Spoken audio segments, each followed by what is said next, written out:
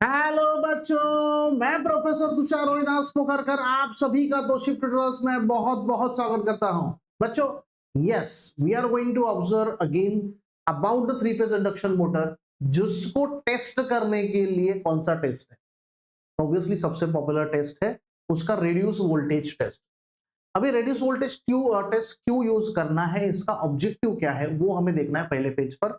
और दूसरे पेज पर हम देखेंगे उसका सर्किट डायग्राम, जो बहुत ही प्यारा सा है, छोटा सा है। तो यहाँ पे सबसे पहले देखो, ये क्वेश्चन 4 मार्क्स के लिए आपको पूछा जाता है, जिसमें आपको objective of the test and circuit diagram ऐसे दो दो मार्क्स का डिवीजन होता है।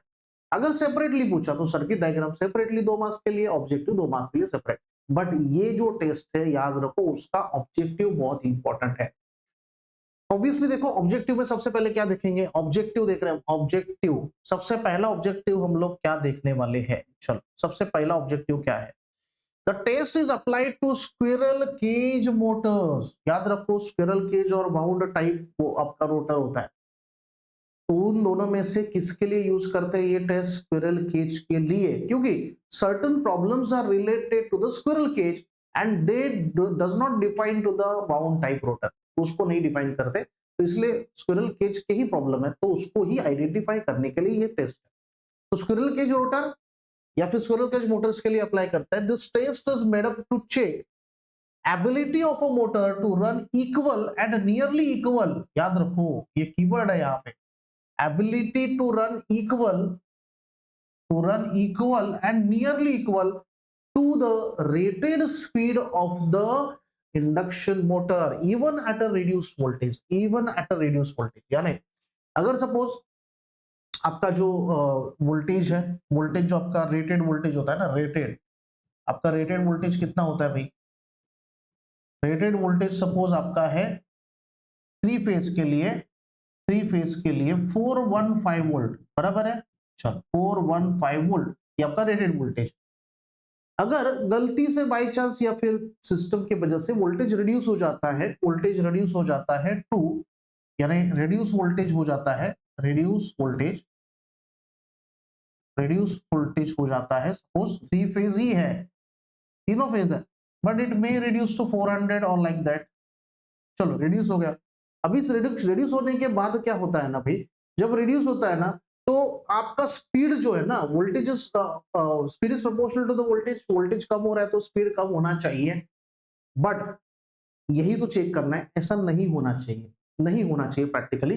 तो उसके लिए टेस्ट होता है चेक करने के लिए, यानी इक्वल, टू रन इक्वल और नियरली इक्वल। यानी अगर सपोज इस कंसिडरेशन में जब रेटेड वोल्टेज था, तो रेटेड वोल्टेज में आपका स्पीड था 3000 आरपीएम सपोज, और अभी इस रेड्यूस वोल्टेज पर भी लगभग 2950 आरपीएम तक सपोज है, चलेगा, कुछ प्रॉब्लम नहीं है। अप्रोक्सीमेटली इक्वल होना चाहिए, इट शुड नॉट बी, और वी कैन से, या फिर ज्यादा ही मैंने कम ले लिया तो चलो थोड़ा सा लगभग ले लेते हैं, यानी 2992 तक मैक्सिमम, यानी उतना क्लोज वो होना चाहिए। अगर नहीं है तो देयर इज अ प्रॉब्लम, और वही चेक हम इस टेस्ट से करते हैं। तो रेड्यूस वोल्टेज देखिए, ये हम चेक कर सकते हैं। The aim of the test is to see whether there is any tendency of crawling present in the motor। Crawling का मतलब क्या है ना, कि अगर हम वोल्टेज रिड्यूस करते हैं तो आपका जो मोटर है वो वहां पे 1/7 ऑफ द सिंक्रोनस स्पीड पे पहुंच जाता है। कितना मैंने कहा? क्राउलिंग का मतलब कितना sir? 1/7 of the synchronous speed. Synchronous speed यानी कौन सा? ये जो 3000 लिखा है ना मैंने, ये सिंक्रोनस स्पीड है, रेटेड स्पीड है, ये रेटेड स्पीड, राइट? तो उसका 1/7 पहुंच जाता है। एंड ऑब्वियसली दिक्कत तो होगा ही, 1/7 यानी क्या हो गया भाई? 3000 को अगर 7 से डिवाइड करोगे तो ये सेवेंथ हार्मोनिक की वजह से होता है, ऐसे कहा जाता है। सेवेंथ हार्मोनिक की वजह से ये होता है। रीजन उसका वो है कि चलो, ये हार्मोनिक के वजह से वहां पे होता है, बट ये हो रहा है कि नहीं, वो आइडेंटिफाई करने के लिए ये टेस्ट है। क्लियर है? तो क्राउलिंग वहां पे समझ में आ जाता है इस पर्टिकुलर टेस्ट से। आगे, this test is also conducted to check the noisy running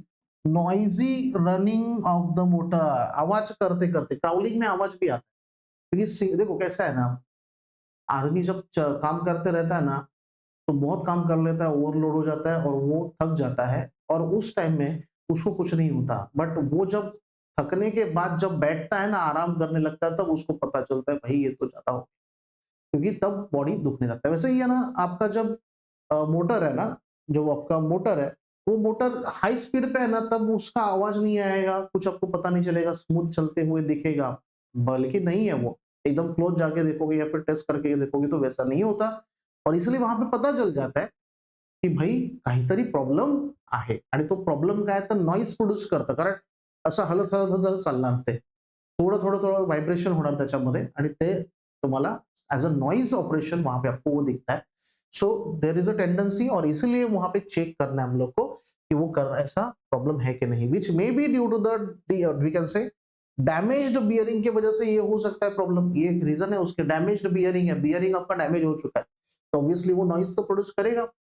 damage bearing हो सकता है, also the presence of loose bars, squirrel cage है, केज में क्या यूज होते हैं, बार होते हैं कॉपर के, तो ऑब्वियसली वो जो बार है ना वो लूज हो चुके हैं, उसको क्या किया हमने, स्क्यूइंग किया है, स्क्यूइंग, स्क्यूइंग पता है ना, ऐसा बार ऐसा रखा है ना, तो हो सकता है कि लूज हो जाए, क्योंकि स्ट्रेट नहीं है, हॉरिजॉन्टल हो तो लूज होने का चांसेस नहीं होता, बट ऐसा वो एक पर्टिकुलर एंगल पे क्या किया, उसको स्क्यूइंग इफेक्ट किया हमने, ओके, और उसके वजह से लूज होने की वजह से ये प्रॉब्लम हो सकता है। रॉन्ग कनेक्शन स्टेटर वाइंडिंग का कनेक्शन ही रॉन्ग है, तो भी ये इफेक्ट वहां पे दिखाई दे सकता है। और इन पर्टिकुलर चीजों को चेक करने के लिए भाई, इन ऑब्जेक्टिव्स के वजह से हम लोग क्या करते हैं, ये रेड्यूस वोल्टेज टेस्ट करते हैं।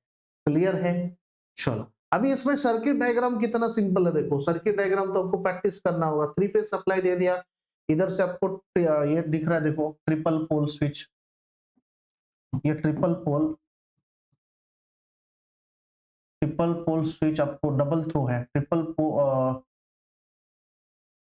डबल थ्रो स्विच है, ये देखो डीपीडीटी नहीं है, तो DPDT triple pole double throw switch आपको दिखेगा, दोनों साइड थ्रो कर सकते हैं। ओके, देखो ये अभी आपका जो है ना, ये 3 फेज ऑटो ट्रांसफॉर्मर है, तो 3 फेज ऑटो ट्रांसफॉर्मर से सप्लाई दिया गया है, सो दैट ऑटो ट्रांसफॉर्मर क्यों, क्योंकि भाई ये वोल्टेज को वैरी कर सकते हो ना, वोल्टेज को आपको रिड्यूस करना है, तो पहला ज्यादा है फिर कम कम करते जा रहे हो, so you can check it, right.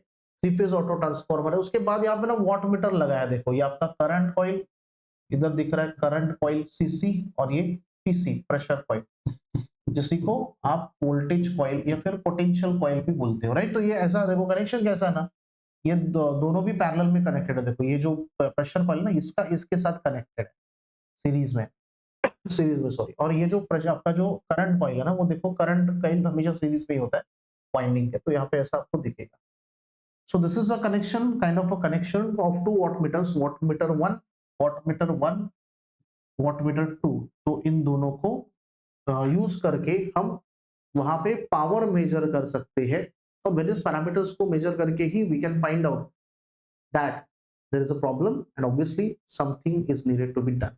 So this is all about the reduced voltage test which is performed for 3-phase induction motor. So thank you very much for watching this video. We will meet in the next video with the next content. Thank you so much.